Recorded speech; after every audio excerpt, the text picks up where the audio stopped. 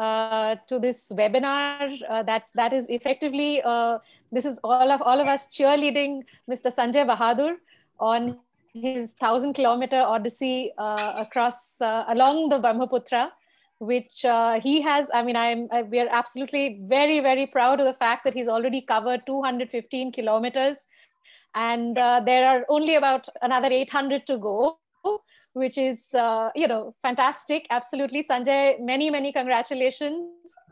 Thank you. It's absolutely fabulous. But perhaps today we can, we would like, we're a smaller group of people today, and it would be wonderful if perhaps I could do a quick round of introductions for all of us here to talk to Sanjay and cheer him on. First up, may I introduce Emma Horn, who is the force behind Emma Horn Travel, a boutique travel company that specializes in tailor-made holidays in India, Nepal, Bhutan, and Sri Lanka. She's been traveling to India since 1979 and moved here in 2004.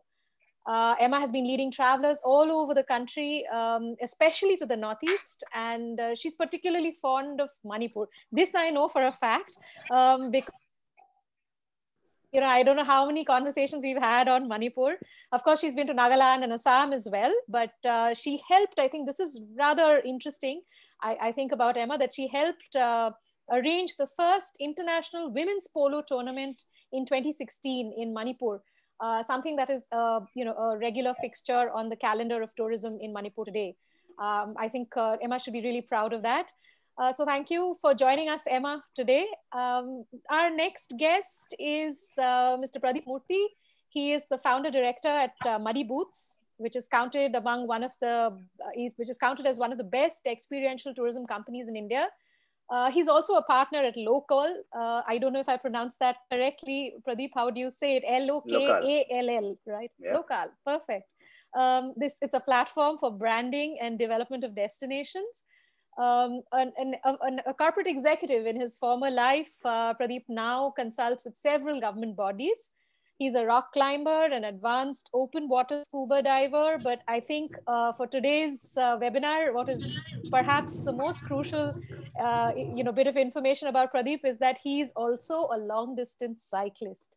So welcome, Pradeep. Thank you so much for joining us this evening. Our third guest today, thank you, sorry. You can see how impatient I am to actually get to the conversation. Quickly running through the introduction so that we can all have a lovely long chat, longer the better. Our third guest today is Oken Tyng, who's the founder of Abor Country Travels. And I have to say this, he's a very dear friend. And I think that he's single-handedly put Eastern Arunachal and Arunachal Pradesh in general on the tourism map globally.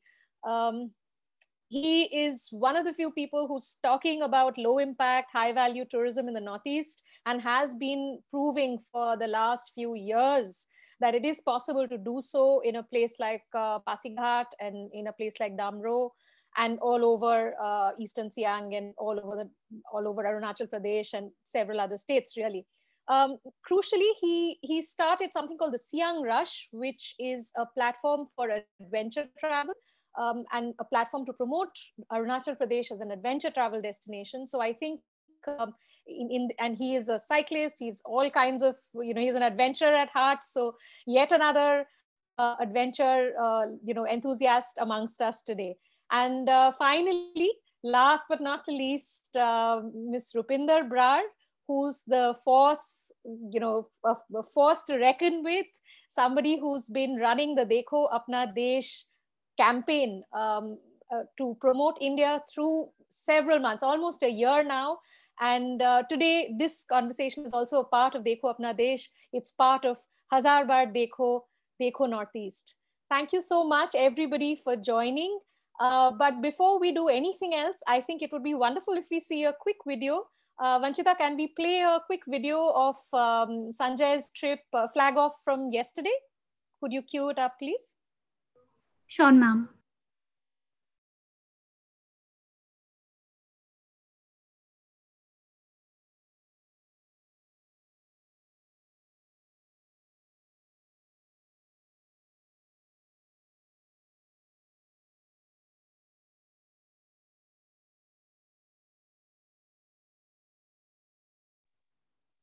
There seems to be a lag, but are we on track? Otherwise, we can always come back and watch the video a little while later.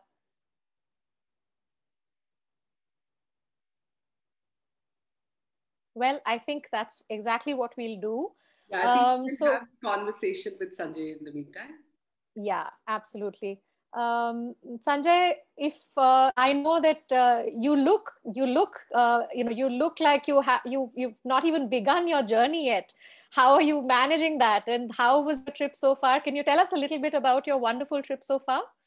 I believe you were all over Kaziranga today. I'm wearing these, dragonfly earrings because I didn't have one-horned rhinos. Do tell us especially about Kaziranga and about your two-day trip so far. Yeah, so today yesterday we had finished at 113 kilometers, and today it was calculated to do a century again. However, I think I ended up doing 108 kilometers because... Interrupting, because yesterday we were unable to log on, so we'll need a little bit from yesterday, and then if you can talk about today. Okay. Yesterday, after the flag off, it was 113 kilometers, and we started off from a point where actually Assam and Meghalaya, they border each other. In fact, I started the ride from Lachit Borphukan statue. Lachit Borphukan is a very big name, historical figure in Assam and whole of Northeast. He is supposed to be responsible for almost single-handedly stopping the Mughal invasion during Aurangzeb era. That's when the Mughals tried to enter Northeast through Brahmaputra, and one of the biggest and rarest naval battles was fought there in near Guwahati in Brahmaputra, where the Mughal navy was defeated by this general. And another interesting fact is that our National Defense Academy, the NDA, the best cadet is given the award of, which is called Lachit Borphukan Award. Not too many people know. So that's the statue. It's a monument built in the river. And that's where we started off, and 13 kilometers through the city. And thereafter, it was on the highway, which connects, in a sense, mainland to the rest of Northeast. It comes from the Chicken Neck. It comes via Siliguri and enters through Bongaigaon into Assam. And then there are branches which connect both North Bank and South Bank, where all the seven sisters, so to say, they connect. And in fact, it's the same highway which from Siliguri branches north into Sikkim. So that's the lifeline. It's the lifeline, Brahmaputra, and the lifeline, the modern lifeline, which is the highway that I'm currently riding on. And yesterday we did 113, briefly crossing Meghalaya border to the south, or while I was riding to the right of me, and then passing through areas like Nelly and traveling up to Nagaon. At Nagaon, I must say I was very surprised because being the first day, it was a delayed start because of the flag off. And when I reached there, I was surprised that MOT had arranged a fantastic reception out there with Bihu dancers, and there was another program, and I couldn't resist. I enjoy Bihu because it's a simple dance, and that's the only dance I can do.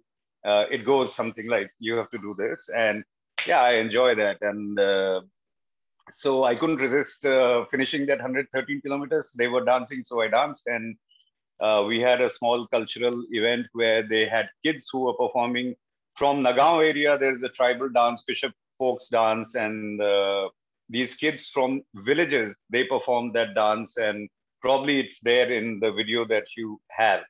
And being the first day of the ride, the support team, everybody, there's a lot of confusion when there are three different agencies involved, and there are so many people, and Nagaon is a very small place. So the poor hotel guys were totally frazzled, and they couldn't fix dinner. People were asking different things. And then at the end of the day, we realized that their kitchen doesn't open till 7 in the morning. And also we forgot that there was, I forgot, I think, that there was a car ride, because today's route map said I have to travel 103 kilometers. And I forgot that there was a 1.5 hours of car ride to the point just outside Kaziranga. As a result of which, I actually started riding at 9:45 a.m. But my ride time today was better than yesterday's, and it was just under 6 hours. Yesterday was 6 hours, 15 minutes or something. And so at Kaziranga, we had a fantastic opportunity. Actually, at one place, the MOT video team, which you'll probably get the footage, it suddenly stopped in middle of the road. And I was cursing them because it breaks your momentum, especially if you are on any incline or something. And I was screaming at them, why are you stopping here? And then Preetham, who's handling that video team, he said, rhinos. And here we looked left, and there were 2 or 3 rhinos and a couple of elephants in the field. So we got some nice footage. Of course, they were at a distance. And yeah, lo and behold, that is what Kaziranga is. You can drive through Kaziranga, and it's a fantastic, very open. It's like, unlike many other reserves, you have flatlands, you have rolling fields. Therefore, rhinos, elephants, these are very easy to view. Of course, there are tigers, there are also leopards, but leopards are very difficult to sight. And I'm very happy that I didn't meet any tiger crossing the road, because that's not meant for cyclists. So Kaziranga is a bit of undulating terrain, and if you go in car, it's not so bad. But if you are a cyclist, then the inclines, declines, constant gradients, and the elevations, they really tire you out. And it's heavy traffic also, because again, it's the same highway which connects mainland to even eastern part of those who know Arunachal, places like Tezu, places like Parashuram Kund or Namsai. You have to travel on that road. And it also connects to Dimapur. So when Kaziranga ended, that's where we have got another footage which will come to you, where you have this signboard which says right to Dimapur and Imphal, because that's a road which branches into Nagaland and passes through Kohima and then goes to Senapati and then curves back towards Imphal from there. So we passed that, and out there was a bunch. When I stopped there some school was just getting over, and there was a bunch of boys and girls, less boys, more girls. And being a women's state, I had to call them all and make them chant with me, Hazar Bar Dekho, Northeast Dekho, which they did very happily. And it was a great feeling. They were so excited looking at the bike and all those lights, and they were really good. And they were very enthusiastic about the slogan itself. And after that, because of, in Northeast, we are about almost an hour and a half behind Bombay sunset. So it gets dark by about 5. And I have not really practiced night driving especially on a highway. So from about 4:45 till I reached Kaziranga University, where we are halting tonight, almost, I think, 6:45.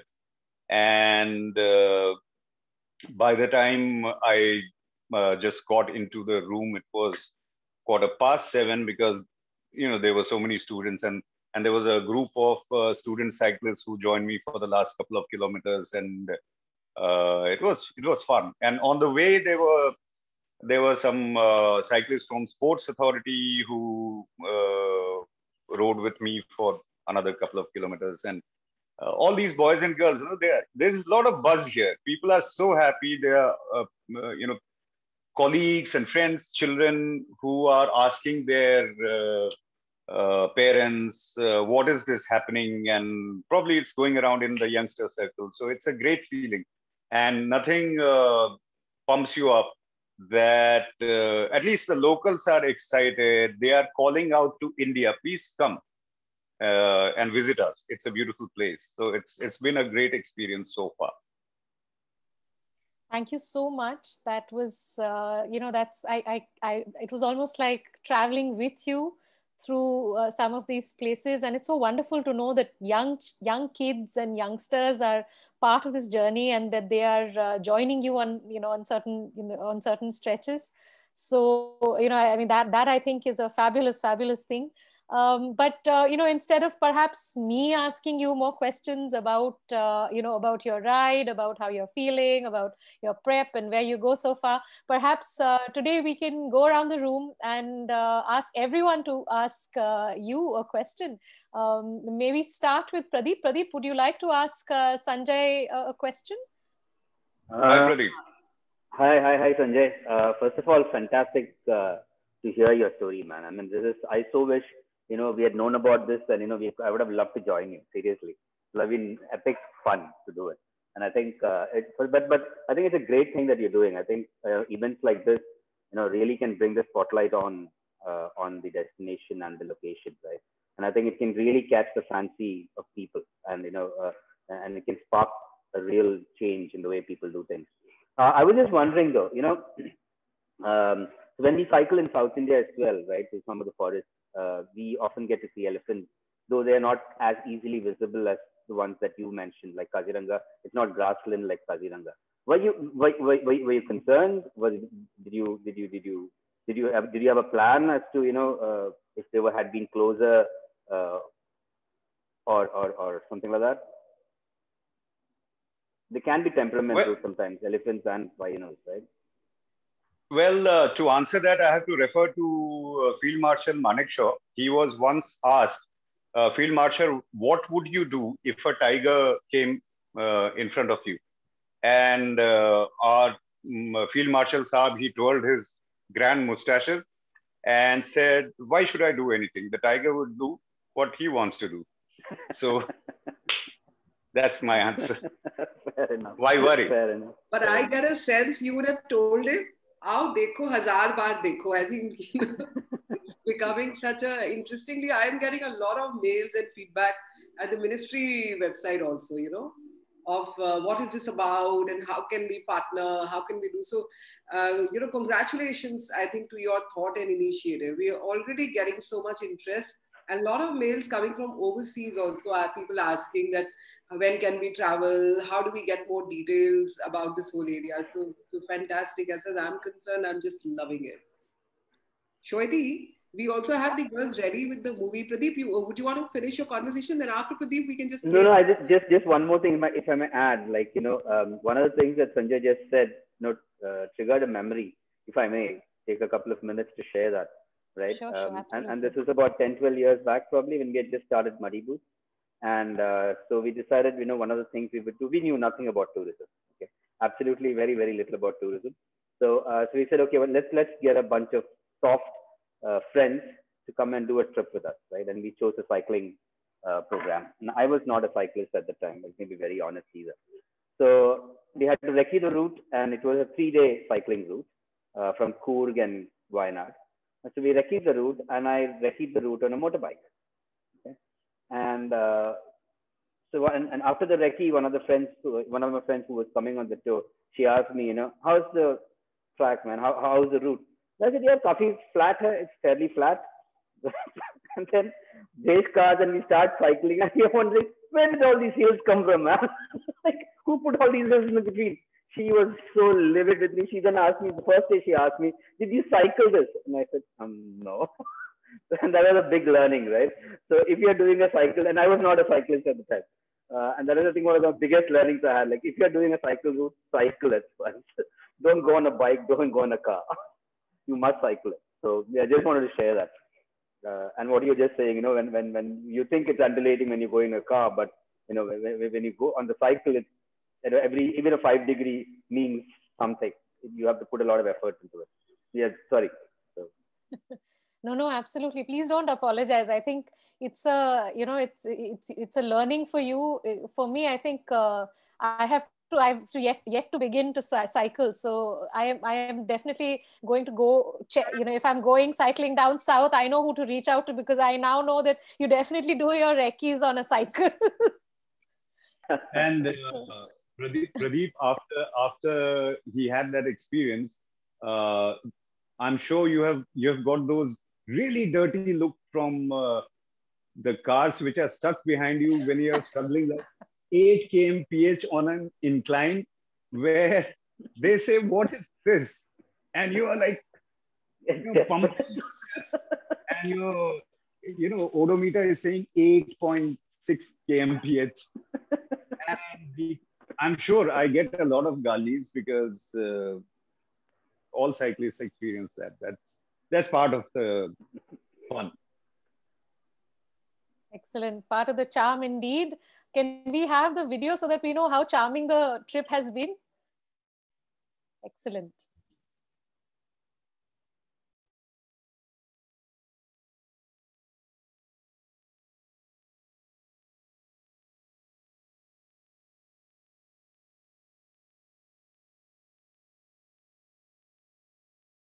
Hello everyone, this is Sanjay Bahadur for Hazar Bar Dekho, Northeast Dekho, and thank you all for supporting this event of 1000 kilometers solo cycling from the south bank from Guwahati to Bogibeel Bridge and crossing over to the north bank and coming back to Guwahati. This is a parikrama of Brahmaputra. It is Namami Brahmaputra, Namami Northeast, and I hope all of you will be with us in this journey. Thank you all the team that is here to support me, and thank you all. And say hello to Northeast.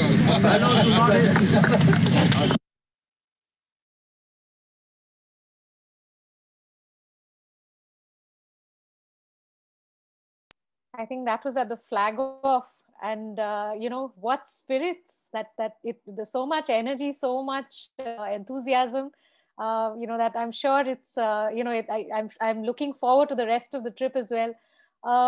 May I now, I think, ask Okintang if he's with us? I thought he was. I think he's just dropped off. Maybe he'll join in a little while later. Emma, would you like to ask Sanjay a question? I will, yeah. So Sanjay, I mean, in a way, I think you almost answered it.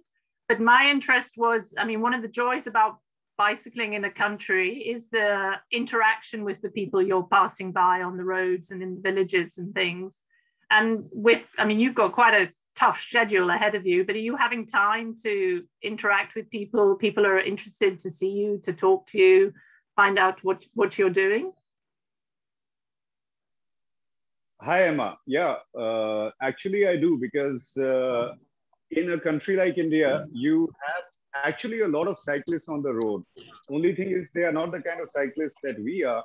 And I often surprise them when I pass by a milkman or a farmer who is going around on his really mud-caked bike, which is, one of those black, heavy stuff. And if I say hello to them, the first reaction is they seem to be really worried that here is somebody who's going to be very aggressive. And then, of course, language is a problem. So yeah, some of them, they are very shy and they are very, they don't know what to say, because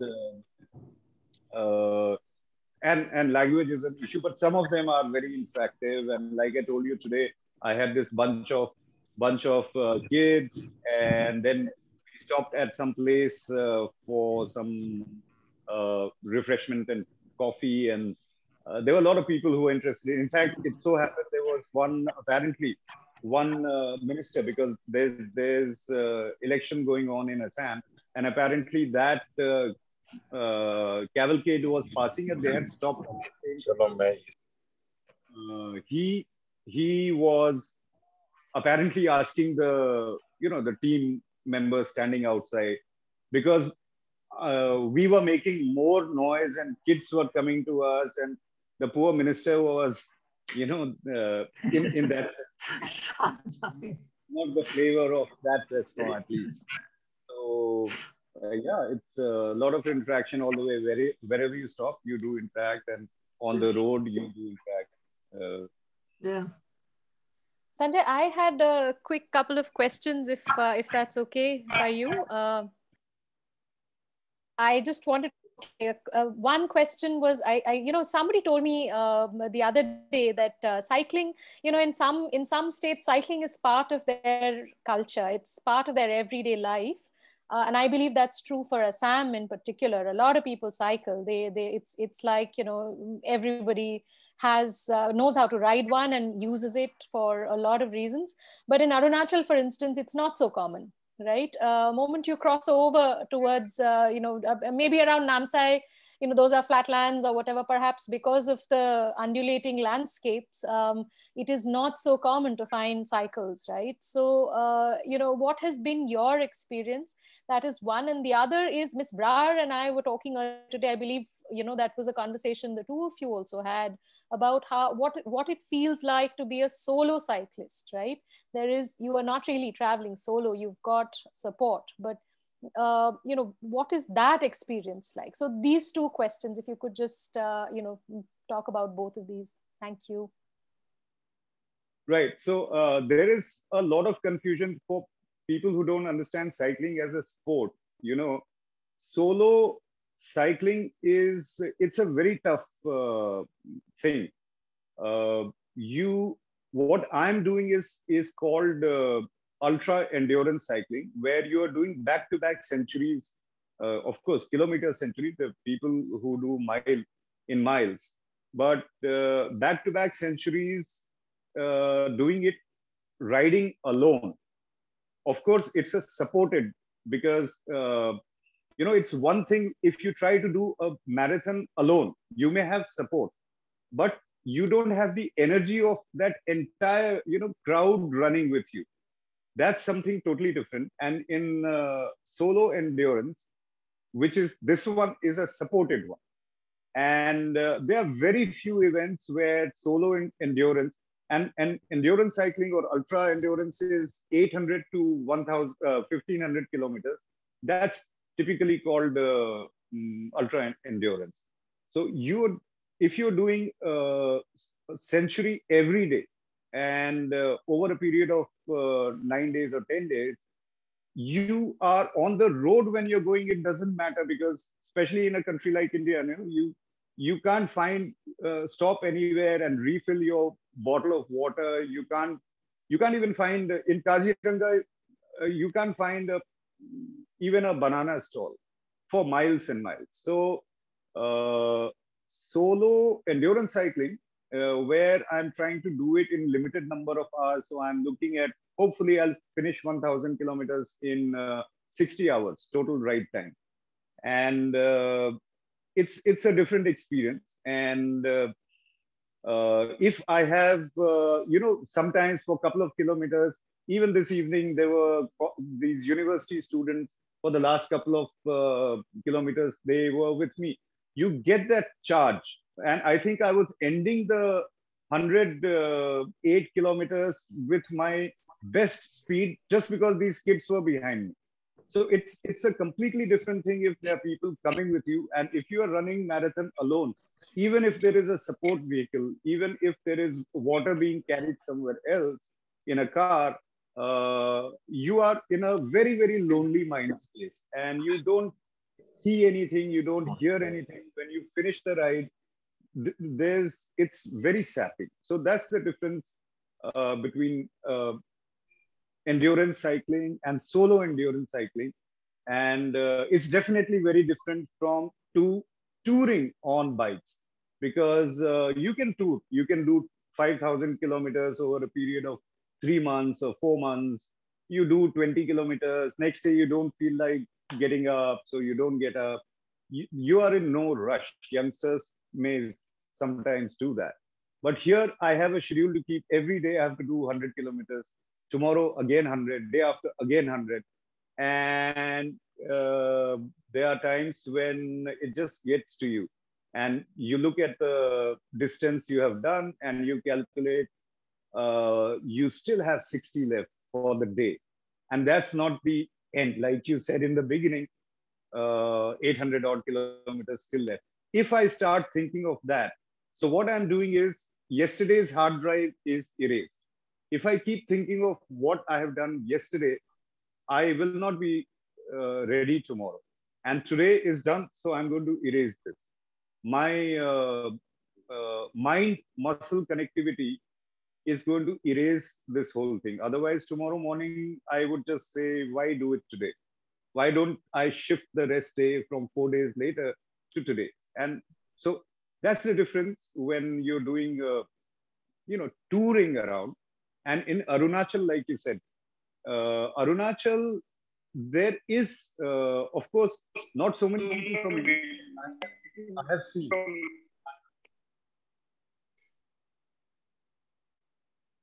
I have seen the people who tour around mountain bikes or hybrids. Namsai is an aberration because except for Itanagar and Namsai, there are no flatlands. But after Namsai, when you approach Parashuram Kund, again the hills start. So, but in the hills also there are people who do it. But you do it at a leisurely pace. You do 15 kilometers, halt, enjoy the place, stay there for the night, maybe 2 days, and then move on. So yeah, so I'm not doing tourism. Yeah, sorry. Yes. No, sure, absolutely. I'm just going to ask Emma for a moment, Shweti, before I can see Oyen had joined in. Emma, I was just wondering that you've been working in this whole area and staying here for a long time. So my first question is, when are you coming back to India? That's what I know. I'm very keen to. I'm waiting to have my vaccination here in the UK, and then I'll be back.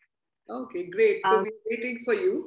And my second question to you is that in the places that you have been living in India for so many years, what do you think when you came in the first time and then stayed on? What is it that really kept you back? And if we look at promoting these regions from the point of view of tourism, what is it that we should be doing in this area to take the story of the Northeastern region to the Indians, the rest of Indians, and also to the rest of the world? Yeah. Okay, so I first came to India in 1979, which is quite a long time ago. And really have been fascinated and hooked ever since and kept coming back. And then we eventually came as a family to live in Delhi in 2004, which was actually due to my husband's job, but it was a good reason to come and spend a lot of time here. And the Northeast has always been an area I've been interested in, again, because of family history. My mother was in the SOE during World War II, based in Sri Lanka. So we knew about Imphal, Kohima. What was known to many as the Forgotten War was actually a war we knew about from her stories. And so when I was in Delhi, and when I first came to Delhi, in 2004, I had a colleague from Manipur, and you would hear about these areas in the Northeast, but at that stage, they were off limits. We couldn't, as a foreigner, I couldn't go there. So when things began to open up, it was, it actually gave it even more of an excitement. It was a sort of frontier area. It was going somewhere that people hadn't been as tourists before. And I think that is still the attraction. And I think that's an attraction that's worth, using as steerage. And certainly the clients I have taken there, I think the other thing is that everybody is really surprised perhaps how different it is from what you call mainland. When you're up in the Northeast, people refer to mainland India. And it's easy to see why that kind of phrase is used, because actually the Northeast is extremely different. There, the culture is different, the food, even the way physically people look. On the real positives, one of the things that even clients that have traveled with me in India, in Rajasthan, Gujarat, places like that, they go to the Northeast and the first thing they say is how clean it is. And, you and I who've been there lots, we may think, well, it's not so clean perhaps, but just the overall feeling is much cleaner than other places. It is definitely safe for women. I think there's I think this was mentioned in your last webinar that, the female figure in Manipur, in Nagaland, is very strong. They respect women. The women's market in Imphal is obviously famous. Women, so as a woman traveling in that area, you're treated very differently. And as a foreign woman, you're particularly treated very differently. You don't feel the pressure you get sometimes in the other parts of India. So I think it's, you can definitely promote it, but also because it is different than other states in England, that's why it has a huge domestic appeal as well. But I think it is also important to handle the development correctly. And I think, which Okan was also mentioning yesterday, it's got to be done right.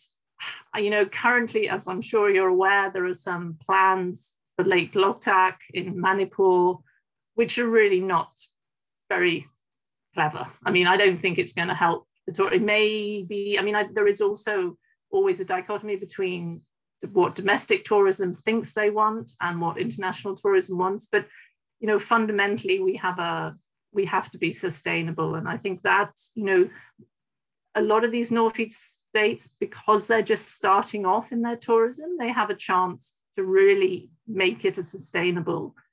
And that's not just homestays and things. I think definitely we have to be looking at high-end tourism as well, which is then looking at more boutique hotels, but built, out of the local materials with a feeling, like what Okan's been doing in Arunachal, but, taking it forward as is culturally correct, and developing that side of it. And that is what I think people in today's world are looking for. They don't need a big 5-star hotel that's all, marble and gold taps and things. They want a nice in-keeping cultural property. Assam has been doing this with its tea estates and its tea plantation houses. And that, that is, some of them are very, very comfortable, very suitable for all types. But I think that's where one needs to be looking. It's taking it forward in the vernacular. Thanks, Emma.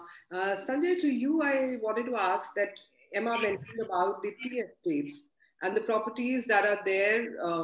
You've been there in Northeast for some time now, so I'm asking you something away from cycling.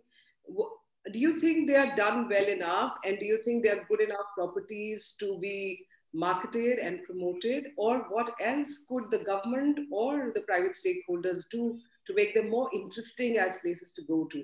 My second question to you, Sanjay, is around cycling. What you are doing is ultra cycling, from what we have understood now. But if we were to promote cycling more as an adventure activity, or as an activity which could be taken up by travelers as they move shorter distances and actually travel for tourism, what would you recommend that we need to do to improve that experience? So 2 questions, the tea estate and the cycling. Right. So we have to remember that tea estates are essentially farms. These are farms for tea plants. And it depends on the owner of the tea estate whether he or she wants to develop it as a tourist destination. There are not too many tea estates where people have had this initiative, because typically a tea estate is run for producing tea, processing tea, and very often owners are actually absentee. You have people who are based in Kolkata and they have got chai bagan out here because they want to have a chai bagan. So there is a family house. Normally there is a manager's bungalow or colonial era bungalows which have been converted wherever.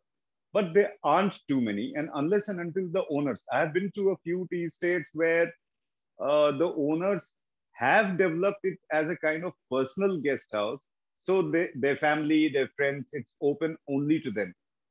But there are some which are run, there are a couple in Dibrugarh, which is there. And there's one in my last, where I'll be halting right in the end, it's a place called Dekyajuli. That's where there is another decent tea estate, which is developed as a tourist, you can say it's homestay or whatever. So unless and until the owners of tea gardens, they want to develop it as a secondary stream of, and for them really, you know, tea estate gives a stream of income. So for a lot of them, the trouble of hospitality is a very complex business.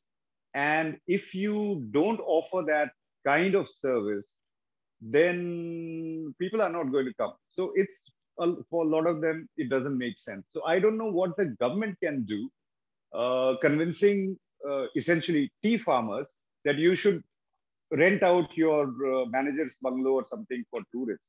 I don't know really. But yeah, if they can understand, if it can be, you know, suggested and some kind of an advocacy is done, that why not also all the time, after all, a lot of these families, like I said, are absentee landlords. And yeah, why not develop? You already have the property. You can actually build a small place and augment. It's not going to be a big fraction of their income, especially if it's a big tea estate. And the smaller ones will not have the wherewithal to have. So if little bit of advocacy, probably that'll help. Does that answer the first question? Yes, it does. It does. Thanks. And now your thoughts on how to make cycling a more popular touristy product. Right. So in places like Meghalaya, and now, as Soiti was saying, Arunachal is not an easy terrain, but Arunachal does have a mountain bike. I think it's a 100 or 200 kilometers event, which has started recently, maybe 2 or 3 years ago. At one time, a couple of years back, I had a friend in the army, a brigadier who was posted in Arunachal, and I really wanted to do that, but it didn't happen. It's a difficult terrain, and you can't do something like 100 back-to-back in Arunachal. It's impossible. It's like doing 100 back-to-back in Himachal.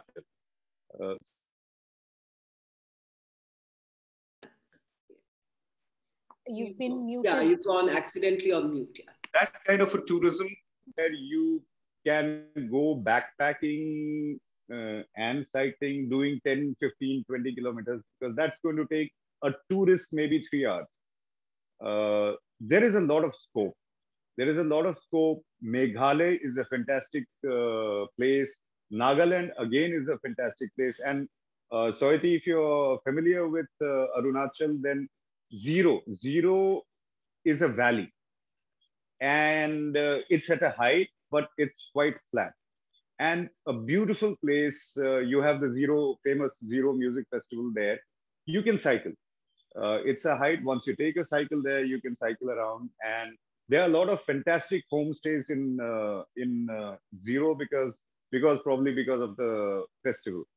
And places like Namsai, places like I would say even rowing area, which is in eastern Siang, Pasighat, Pasighat for mountain biking. There is a lot of scope. It's just that we need to create a little bit of infrastructure. If you have places where you can at least go to a washroom, a decent washroom. Those who are familiar with cycling in Europe, especially, it's a very, very cycle-friendly country and continent. And I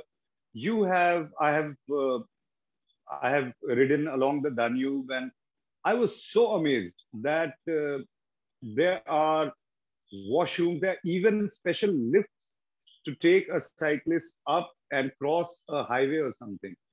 We don't have it yet, but we can do small things like some kind of a pit stop. If that can be done, we can create a few segments. Jawai Hills in Meghalaya, fantastic cycling country, not It has inclines, but it's beautiful countryside, and you can just stop anywhere, and it's not that much of a wilderness either. So Meghalaya, parts of Nagaland, and again, Imphal, as Emma was saying, she knows about Battle of Kohima, and she knows about Battle of Imphal. In fact, Imphal is again a valley, and you have the road from Imphal to Loktak and around Loktak. It's all flat land. So there's hell of a lot of scope, and Assam, of course, it's all valley and flat. And Tripura, Mizoram is a bit tough because that's mostly hilly. But all these states, they have, and different kind of tourism. You know, a tourist doesn't need to do 120 kilometers in a day. You do 20, just like you trek, and enjoy the place, enjoy the people, enjoy but you do need some bit of infrastructure support, some pit stop, a little bit of, at least dial in help. If you have bust your tire, or if you have, broken a part of, like, your gear sprocket or something, at least dial it. So I don't know what can be done, but it's not so difficult. If people put their minds to it, yeah, it can be done. Absolutely. Thanks, Sanjay. I think, Shweta, you take it forward. Sure. No, I was, in fact, while he was talking, I was thinking, okay, perhaps we'll draw you into the conversation now, especially since you have a lot of the things that Sanjay just said. I know that you'll probably agree with him, and if you could just give us, since you have a vast experience of not just Arunachal Pradesh but also the other states, and cycling trails, biking trails, which is very different in pace and in terms of the needs of the riders, but not really, right? So if you could weigh in on what is the potential of cycling in the Northeast, especially in places like Arunachal Pradesh, and how do you think that can be supported? It would be great. Also routes, if you have any suggestions. Okay, you'll have to unmute yourself. You are on mute. Can you hear me now? Absolutely. Good evening, everybody. Emma, what a place to bump into each other. Long time no see. Well, Sanjay, glad to know 2 days into the trip and so much of adventure and fun already. Just keep it up. So just, and I'm sorry to say I'm in dinner again, but really good company. We have people from Atwa, Biswas Makhija is here, Rajiv Kaul is here, and from the ministry, Rangarajan, Meenakshi ma'am and Bharti ma'am. So, we're talking about lots of useful things about the industry and everything. So, and thank you again for making me a part of this. So, well, Sanjay seems to be quite familiar with the region generally, and of course, where he's cycling now, I would say he's mainly on the main highway where the traffic is kind of heavy, but he's following the theme of riding along the Brahmaputra, which is a very, very important river. Even if you know, it originates from the Mansarovar Lake and flowing through Arunachal for about 300 kilometers. We call it Siang. Siang, which literally, if I translate from my dialect, it's a combination of two words, Asi, which means water, and Ang means heart. It's heart of water. And when it hits the plains of Brahmaputra, the Assam, it becomes Brahmaputra, uniquely the only male river in the world. So I think, what he's following is a very, very important river and a theme. So, and I would say all the states has really potential of really good biking trails. Because see, you really have to combine it with what you see along the way, what you experience along the way.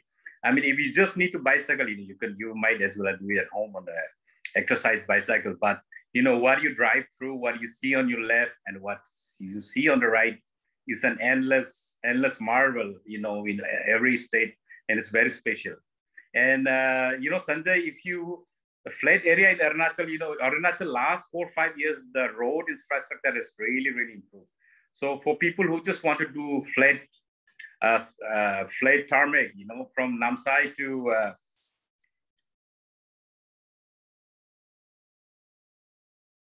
Did we lose him? Okay. So. In case he's not able to join, Shweti, Sanjay still needs to go for his cultural thing and hasn't had a wash. We'll do just 2 quick things. Sanjay, we have 2 videos. Vanshita, let's just quickly play them. And after that, we'll just wish Sanjay well for tomorrow. And then we'll pack up for the day because I think he still has a few hours of things to do. The physio and yeah. This is Sanjay Bahadur for Hazar Bar Dekho, Northeast Dekho. On day 2, we are going to start from the Kaziranga viewpoint, where you can see the Kaziranga reserve starting.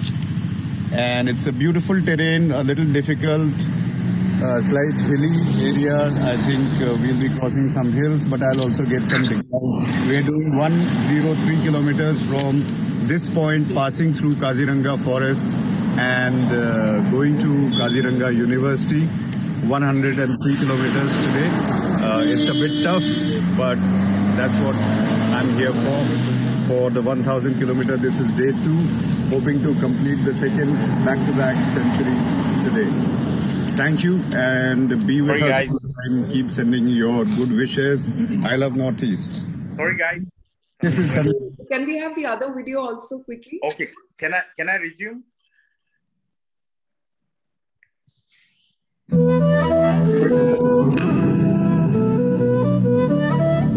Hey guys, can I resume?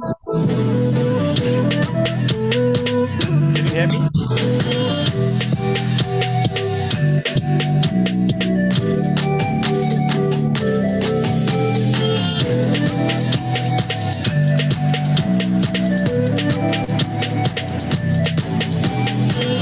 Incredible India. So thanks. I'm just going to say around Shweti that let's all wish Sanjay well because he still has to go for the cultural program. So just take a minute, everyone, and say one last sentence for Sanjay. Perhaps, Oken, perhaps you could say it because unfortunately we couldn't complete, the conversation with you. So perhaps you could wish Sanjay first and then we'll go around. All right. All right, Sanjay, overall, I think, it's a really good start. And I'm really sorry I have to get back to this gathering. So Godspeed and Northeast in general, it's a very safe place. But if somebody try to rob you, mug you, you can employ one of your Apchagi or Yapchagi and carry on.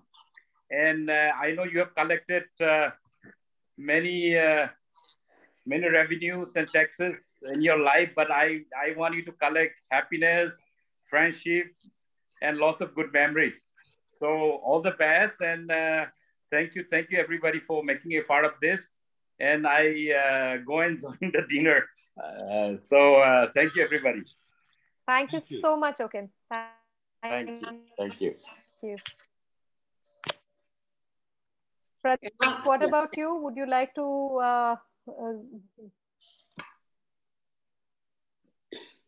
Pradeep, are you there? Sorry, I've been talking away on mute. No, I think Sanjay is doing a great job, obviously, and I know that he'll power through the next 8 days, and I'm sure we'll all see you and laugh about this at the end of day 10. I just hope that, and I know that you're going to be smiling like this at the end of day 10 too. So all the best. Thank you. Thank you so much. Emma, what about you? Yes. Sanjay, I'm really impressed. It's such a physical and mental, as you said, doing it solo. But I just hope that by day 10, I think you'll still have this same positive attitude. But I hope, for your sake, you're still smiling on day 10. So good luck with it all. Sanjay,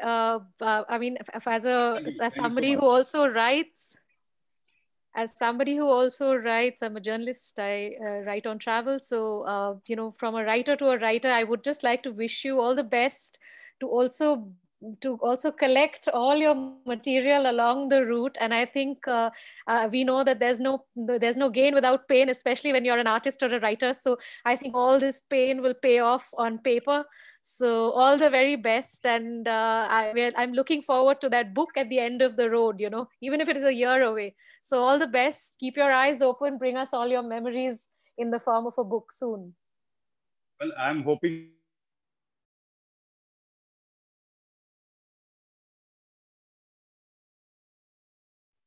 Oh dear, I managed to freeze him. I managed to make him worried and froze him.